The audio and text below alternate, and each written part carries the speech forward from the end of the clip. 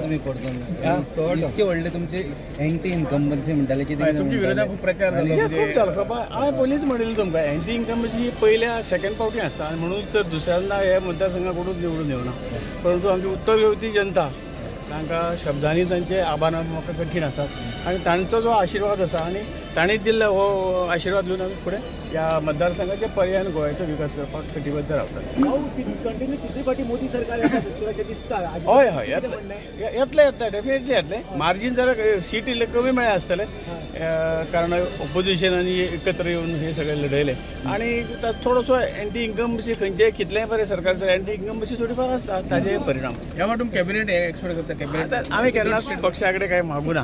पक्ष ती जबाबदारी आमी पूर्ण करता. सावथान खंय कमी पडले तुमी सावथान प्रयत्न खूप जाल्ले आसा. आतां मागीर तितल्याच हेतूच्यान व्हडले हेतूच्यान सीट जर आयलो सुद्दां जाल्यार अजून चालू आसा पूण थोडे आमी फाटीं आसात.